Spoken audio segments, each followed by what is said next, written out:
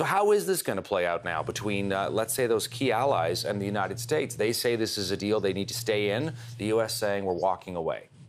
No, I think that's right. Look, anybody that tells you that there isn't going to be some sort of friction and dislocation between the U.S. and the other members of the P5+1 group that signed the deal with Iran, I think is simply understating the problem. This has the potential to create very significant political and economic dislocation because, as you heard from the Israeli prime minister just now, what we have is an inflection point on Iran policy, but it has to be followed by something else. It has to be followed by a broad regional strategy to push back against Iran, both in terms of how it develops nuclear weapons and ballistic missiles, but also what it's doing in the region. In order to do that, the United States needs the assistance of allies like France, allies like Germany, allies like the United Kingdom.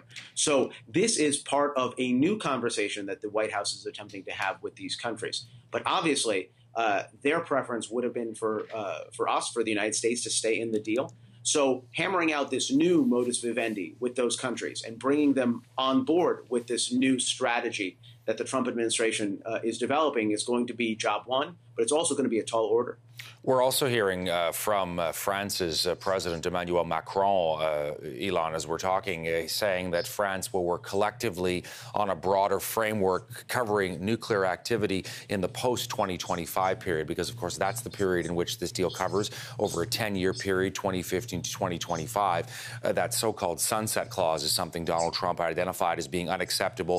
So it seems like France and no doubt other European allies are going to try and come up with sort of a new deal, and also talking about trying to bring greater stability in the Middle East, in Syria, Yemen, and Iraq, countries in which Iran is involved in, and working on the ballistic missile activity as well. We're going to show again the region. Iran, these countries are, of course, all around. You see Iraq and Saudi Arabia, Afghanistan, and not far, of course, from Syria either. So this seems to be the European reaction. Is that at all realistic to think that Iran would try and come up with some kind of a version 2.0? So I think that's certainly the hope. It's certainly the hope in Paris and in Berlin, and even among many here in Washington. But the reality is, in all of these discussions, the adversary also gets a vote, right? So what Iran says, what Iran does becomes very important. The Iranian leadership has said that it does not plan to renegotiate the terms of the JCPOA, the original terms, and it doesn't plan to expand the access that it allows to inspectors, to bring its ballistic missile arsenal under international scrutiny. My sense is, though, that to the extent that the Western community of nations can provide a united front, that they have unified common operating principles that they present to the Iranians, I think Iran is going to have a very hard time simply walking away from the table, because it will know, the Iranian leadership will know, that there is a sense of commonality and that there's going to be multilateral pressure if they do. Donald Trump calling this a horrible one-sided deal that should never, ever have been signed. But it's hard not to get a bit of whiplash here, because this was a signature achievement of the Obama administration, and we're seeing this 180 now. Inspectors have said, as you know, Ilan, that for the past 28 months, Iran certainly seems to be complying to the letter of this agreement. So what in particular is so bad about it? Where is this coming from in terms of Donald Trump's viewpoint? Right. So the White House has identified really three key deficiencies with the original structure of the deal, things that made the deal flawed, fatally flawed on its face. The first was what you mentioned, the sunset provisions, the idea that this deal was only 10 years long in duration, and that after the 2025 benchmark, Iran would be able to sprint to a nuclear capability. All the restrictions would fall away. The second was incomplete picture of what Iran was doing inside the country. Iran, for a long time, has maintained that its nuclear program is totally peaceful in nature, and ergo, there's really no need for international inspectors, including American inspectors, to visit Iranian military facilities. As the revelations that Prime Minister Netanyahu demonstrated,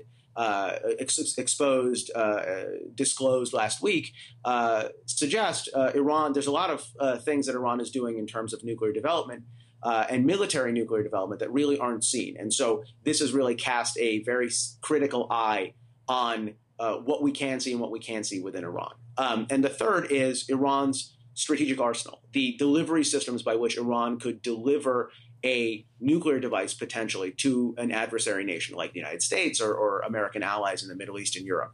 And that was really taken out of the scope of work of the JCPOA very early on by the Obama administration. And it's something that is seen as really being a fatal deficiency to the current framework. And so I think on all of these fronts, what the Europeans are angling for, what they're going to be pushing for, is an agreement that is expanded to include these problems that President Trump has identified and at least partially try to fix them. And also, Trump has time and again, Ilan, said, you know, Iran, whenever there's trouble in the Middle East, Iran is involved, whether it's in Syria or in Yemen or in Iraq. The Iranians are operating either overtly or covertly. I want to ask you one last thing as well, which has to do with China and Russia. I mean, they are also signatories to this as members of the Security Council. What is this going to do on that front in terms of U.S.-Russian and U.S.-Chinese relations? Well, there's certainly a lot of turbulence ahead because the reality is that the weight of the president's decision is directly dependent on the stomach that his administration has for imposing penalties on countries that don't comply with a renewed isolation of Iran, right? And what we're really talking about is imposing political and economic penalties on countries like China for normalizing trade with Iran, for sort of expanding diplomatic relations with Iran, right? The name of the game here is renewed isolation of Iran. And so the White House, now that it's made this decision, is going to have to put its money where its mouth is and really squeeze those countries that are trying to normalize with Iran to reestablish that isolation. Ilan, great to have you with us here and give us your expertise on this story. We really appreciate your time. My pleasure. Ilan Berman joining us from Washington.